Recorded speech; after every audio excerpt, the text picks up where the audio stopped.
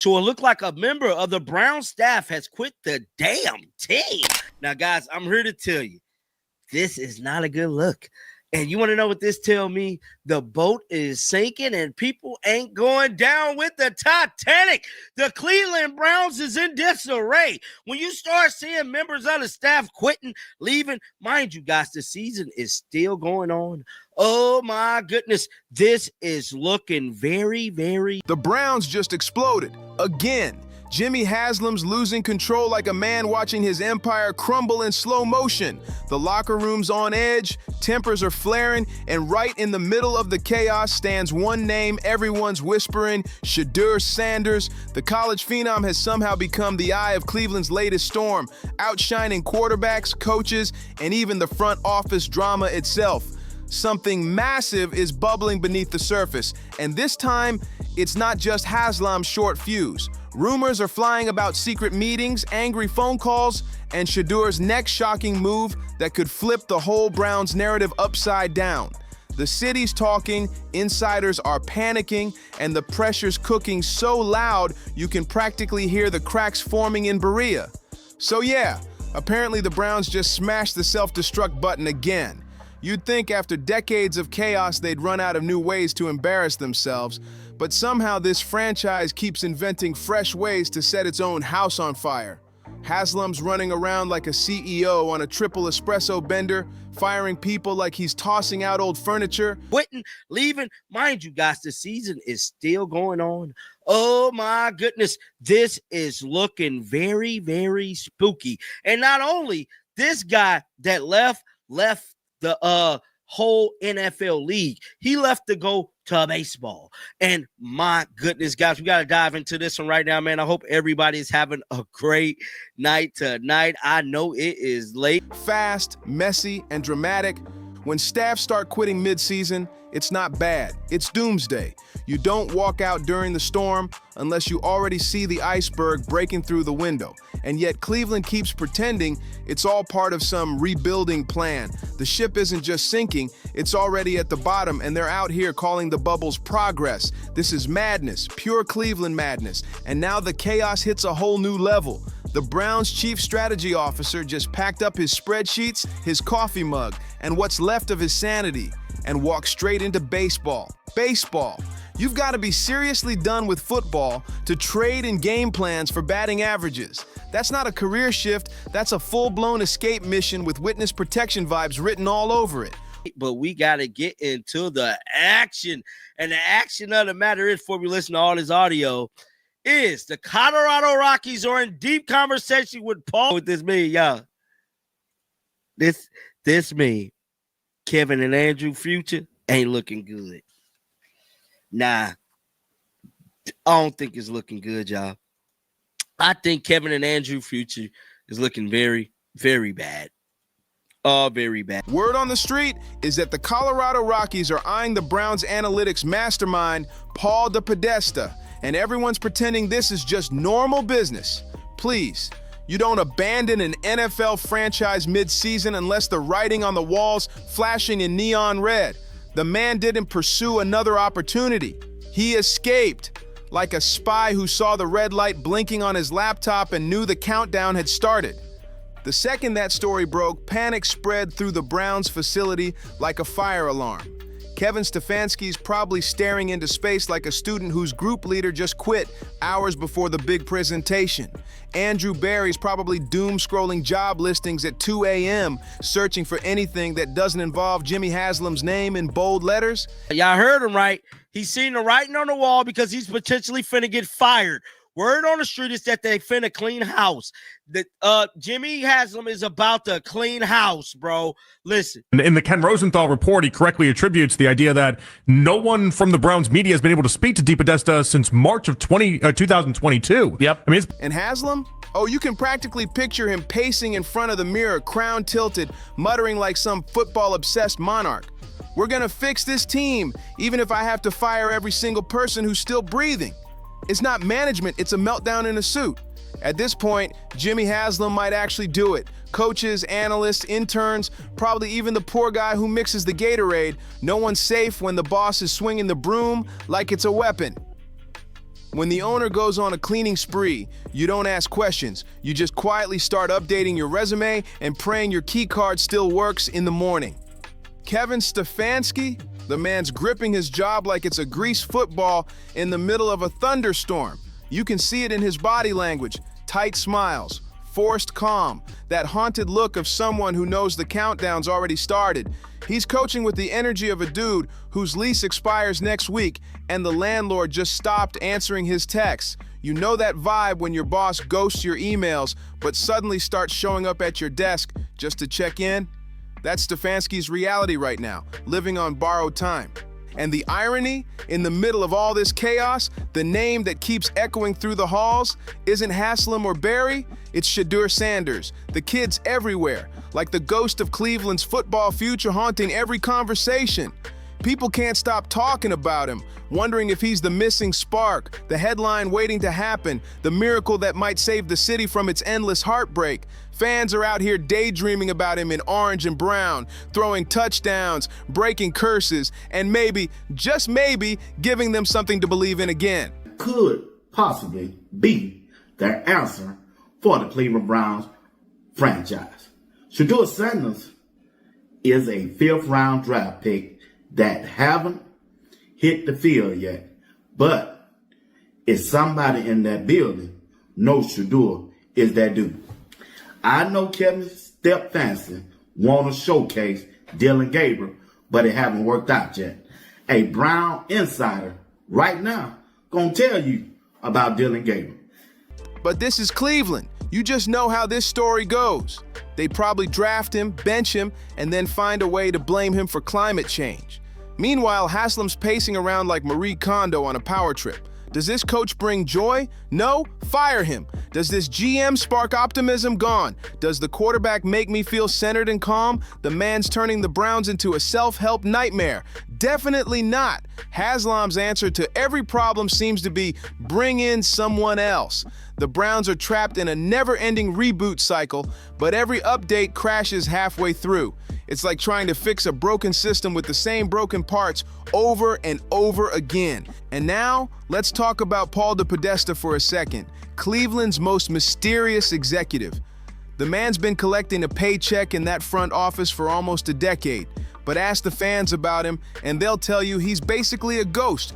Nobody's seen him, nobody's heard him. He's the Loch Ness Monster of Berea. Every few years, someone claims to have spotted him in the wild, but there's never proof. Then suddenly, boom, he's gone. I did find out today that Shadur Sanders will be the backup. He will be active on Saturday. Or sorry, on Sunday. How you feeling?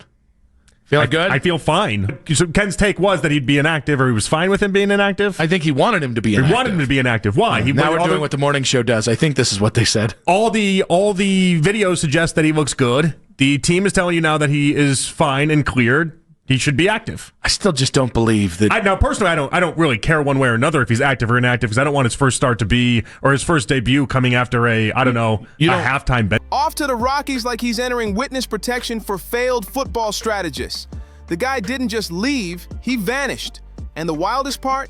No one in the media has spoken to him since 2022. 2 full years of radio silence. That's not mysterious, it's shady. That's like finding out your accountant packed up, moved to Vegas, and didn't bother to tell you where your money went. So when DePodesta bolts for baseball, don't call it coincidence. It's straight up survival instinct. Picture him in his office, closing his laptop, whispering, "Yeah, I see where this is heading. I'm not waiting to be Haslam." Because let's be real, he didn't resign, he escaped. The man took one look at the Browns playbook, saw the word future, scribbled out with permanent marker, and said, "Nope, I'm good." That he did say that Shedeur Sanders is quarterback 2. He's the backup for Sunday's game. But he also alluded to expecting some inclement weather in New York. So what does that do for Shedeur and Dillon Gabriel? Now, we saw what Dillon Gabriel did in Miami when the inclement weather hit. They dinked and dunked and ran the ball. And they had to take him out in the red zone and put Quinshawn Judkins in there to run the Wildcat. So does this play a factor in what Dillon Gabriel is going to be capable of doing? Because, you know, Shedeur Sanders can play in the rain. We saw him against Baylor, scrolling left, throwing back across his body to the right, hitting LaJohntay Wester in the end zone to tie the game up and send it into overtime. And he did that all in the rain. So Meanwhile, Haslam's probably pacing through the facility like a storm in a suit, muttering about culture and leadership while half the staff are secretly emailing recruiters under their desks. The place isn't a football organization anymore. It's a high-speed evacuation plan in progress. Haslam's energy right now is pure chaos, like a dad finally checking the Wi-Fi bill and realizing his kids have been secretly buying NFTs for months. The man's on edge, ready to tear it all down and start from scratch again. But let's be real, in Cleveland, that's not panic, that's tradition. Every few years, they smash the reset button, fire half the building, and tell the fans with straight faces, this time it's different. Spoiler alert, it's never different. The Browns are like that one friend who swears they've turned their life around every New Year's Eve. Then 2 months later, they're back doing the same nonsense, just with more confidence and a louder playlist. You'd think they'd learn by now, but nah, the Browns keep treating dysfunction like a lifestyle choice. And then there's the fans, poor souls still clinging to hope like it's oxygen. Every offseason turns into group therapy, new schemes, new systems, new players, and the same old speeches about change. For a few weeks, it sounds fresh. Exciting even, until week 3 hits. That's like 60 years in the real world. It's not an exaggeration, right? So they went 3-14 last year, and the offense they're trotting out this year is even worse. Like, to me, there's a mountain of evidence that says it's just time to move on. And people don't want that, and it's not easy for the next guy. And when the next guy does come, it's easy to tear it down. It's not easy to build it back up. We've seen that time and time and time again, right? But like, they went all in on last year and this year, and they're failing. They're not losing because there's 12 starters on IR. They're not losing because the other teams make. And everyone's back to yelling at the TV, wondering why the same mistakes keep replaying like a bad rerun. Now, with this front office circus spinning out of control, fans aren't even angry. They're numb. They're bracing for impact like people who already know the ending but still buy popcorn anyway. And somewhere out there, Shedeur Sanders is probably watching all this chaos like, yeah, maybe I'll chill at Colorado a little longer. From a distance, Cleveland might look like opportunity, but up close, it's like volunteering to fix a roller coaster while it's still running full speed. Let's be honest, Haslam's rage isn't just about one executive walking away. This is years of bottled up frustration bursting through the seams. The man's thrown millions into coaches, schemes, and vision plans, and the Browns still keep tripping over their own shoelaces. Now he's had enough. He's about to do what billionaires do best, make impulsive, emotional decisions and dress them up as restructuring. You can already feel it. This offseason's about to be straight up wild. The Browns are gearing up for another round of press conferences filled with buzzwords like new direction, accountability, and organizational culture, until your eyes roll into next season. Taking 60-yard field goals at the buzzer. They are consistently putting out an offense that has no chance, right? And they didn't address wide receiver in the draft, and they didn't address O-line in the draft, and they drafted Dylan Gabriel in the top 100 and said he's going to give it a shot, and he has no shot. Shedeur Sanders should be back, if not this week soon, but he should be back. But the big thing here with the Cleveland Browns is that Test is gone. They're about to clean some house. Stefanski better count his It's all polished smiles and fake optimism for the cameras. While behind the scenes, Jimmy Haslam's probably pacing like a man watching his billion-dollar investment turn into a reality show, minus the script but with all the drama. But honestly, can you even blame him entirely? At this point, watching the Browns try to manage themselves is like watching a toddler juggle fireworks. You don't know whether to laugh, cry, or just run for cover. The chaos isn't organized, it's contagious. And here's the kicker, staffers aren't even waiting for pink slips anymore. They're quitting before the axe can swing. That's how toxic things have gotten inside Berea. When your top strategist chooses the Colorado Rockies over you, that's not career growth. That's a desperate cry for peace of mind. That's like saying, you know what? I'd rather spend my life managing a baseball team that's been rebuilding since the Bush administration than survive one more Monday meeting with Jimmy Haslam. And everyone knows what comes next. Haslam's version of spring cleaning never stops at one person. It's always an avalanche. First the analytics guy, then the coach, then the GM, maybe even the poor mascot if he blinks wrong.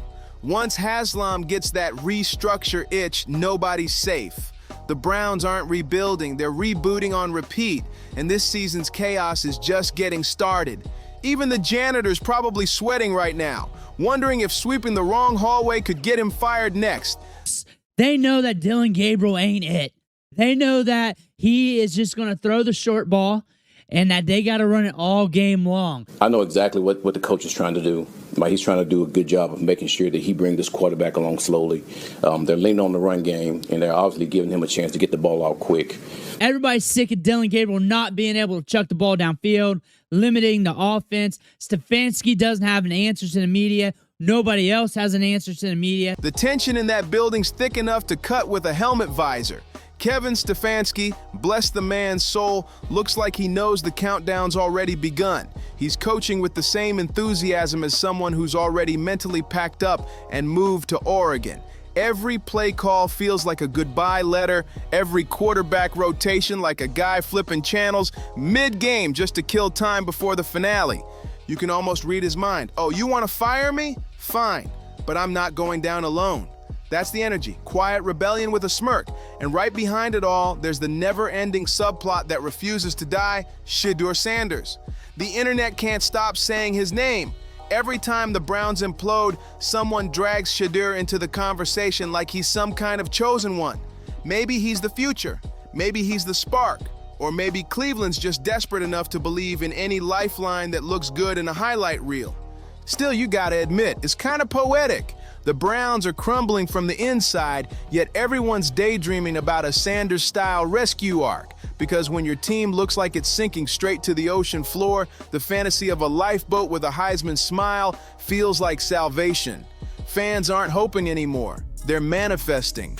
But don't get it twisted. This isn't just another bad week. This feels like the start of something massive, like the calm before another franchise-level explosion. The Browns are clearly bracing for another new era reset, new leadership, new direction, same heartbreak waiting at the finish line. And Haslam, he's not even hiding his rage anymore. Word around Cleveland is he's officially done with the excuses and the next year speeches. The man's about to blow, and when he does, no one's safe, not even the walls of Berea. Haslam's had it. He's sick of watching the Ravens celebrate while his team keeps trending for every wrong reason imaginable.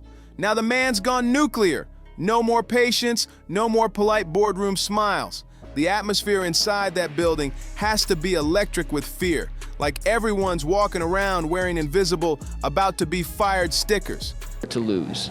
They dropped to 2-7 on the season, playoffs division completely out of the picture. That some veterans might be starting to turn their attention to Cancun and off-season plans as opposed to the final 8 games of the season.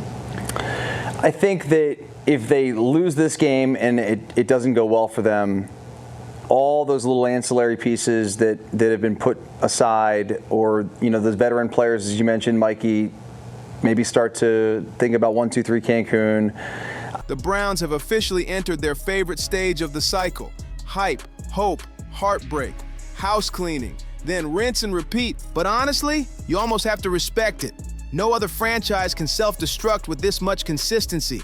It's practically an art form. Other teams rebuild. Cleveland reincarnates. Every few years they rise from the ashes with new faces, new slogans, new era of change promises, only to crash right back into the same chaos they swore they'd escaped. It's deja vu and shoulder pads. And here we are again, executives running for the exits, coaches sweating through press conferences, and Haslam pacing like a volcano in designer shoes. Meanwhile, floating over all the madness like a legend whispered in locker rooms, Shedeur Sanders, his name's everywhere again, hovering like a mythical fix to Cleveland's eternal curse. Somewhere out there, a die-hard Browns fan's clutching an old jersey, whispering, maybe this time. Because that's what Cleveland does best, hope powered by caffeine, heartbreak, and pure stubborn faith. At this point, the Browns don't even need a new playbook. They need an exorcist. Forget analytics. It would be a very frustrating situation for this team. But big news right now. Shedeur Sanders back at practice, and we got the clips. We got practice clips here on Shedeur Sanders, seeing how his back is looking, and it's a small sample, but as you can see, we're back out there. We're moving around. We're at practice. Here you get a better look. Call in a priest. Something's got to cleanse whatever curse keeps looping this same sad movie. Still, you have to give it to Jimmy Haslam. The man's nothing if not passionate when the walls start shaking. He doesn't sit back or play calm CEO. He erupts. Full meltdown mode in a custom suit. He's tired of mediocrity. Tired of cashing out for losing seasons. Tired of watching a billion-dollar franchise run like a group project gone completely rogue. So yeah, Haslam's officially on his rampage. The man's cleaning house like he's trying to erase history itself. Everyone's tense, whispers are flying through the halls, and deep down, the whole organization knows what's next. It's coming. More firings, more resignations, more late-night mutual decisions, wrapped in PR spin, and just wait. Give it a few weeks and Shadur Sanders' name will start popping up again. Because in Cleveland, hope always needs a face to wear. That's what this city does best. Crash spectacularly, rebuild dramatically, and believe again with reckless optimism. It's beautiful, tragic, and totally Cleveland. You can almost hear the city exhale that same tired line, maybe next season, like a prayer that never quite gets answered. And make no mistake, this isn't the end of the chaos. It's just the intermission. The Browns saga feels like one of those reality shows you can't stop watching, even though it hurts your soul. Haslam's raging like a storm in a boardroom. Wow, I wonder why they would draft a guy to be in the quarterback room right after they drafted him. So, I mean, looking over your shoulder a little bit, and then the media, of course, glorifies, of course, the Shadur draft pick, and his status in the national spotlight stuff. I mean, all that. It's got to be hard on Dylan, and then Shedur's got to go prove himself too because they're not paying him as much. He was a guy that maybe should have been drafted early, and people didn't want to jump in there on him. So, I mean, it's tough for both of them to be. Stefanski's coaching like a man who already packed his boxes, and somewhere in Berea, Shedeur Sanders is probably watching the madness unfold with that knowing smirk that says, "This is exactly why I stayed in college first." Meanwhile, poor Andrew Berry's out here refreshing job boards like he's waiting for a Fortnite loot drop. He knows the clock's ticking, and soon the Browns front office will look like a revolving door spinning through a hurricane. It's chaos, pure, expensive chaos. And the funniest part, Jimmy Haslam still thinks he's being subtle about it. But subtlety and Haslam, those two words have never met in the same sentence. He's ready to fire anyone who so much as looks at a clipboard the wrong way. Nobody's safe, not even the poor water boy. The man's on a rampage, and it's showing. The optics are wild. Fans see the resignations and panic. The media's spinning wild theories, and Haslam's over there channeling pure billionaire fury, polishing his anger like a trophy diamond. Cleveland doesn't do slow burns. It goes straight to full-blown ignition every single time. And right in the middle of this inferno, the same name keeps echoing through every hallway. Shedeur Sanders. Everyone's whispering about him like he's some secret switch that could magically flip the Browns from dumpster fire to playoff contender overnight. But here's the truth. They get to 11-on-11 session, apparently, and they've got the first-team defense out there. But it's the second-team offense going against the first team. And who's leading the second-team offense? It's Shedeur Sanders. So Shedeur Sanders is taking reps, and this is what we've been asking for forever. He's taking reps against the first-team defense. And by all accounts, Kid held his own. And you got to remember when we're talking about this, I'm not saying that Shedeur Sanders took first-team reps. He did not. He took second-team reps against the first-team defense. He's playing with the second-string offense. It's not happening overnight. Still, this is Cleveland, where hope sells tickets and chaos sells headlines. You can picture the locker room right now. Coaches whispering nervously, players keeping their heads down, and Haslam pacing like a man who just realized the whole season was a group project he didn't even get credit for. Stefanski's probably throwing play sheets down the tunnel just to feel something again.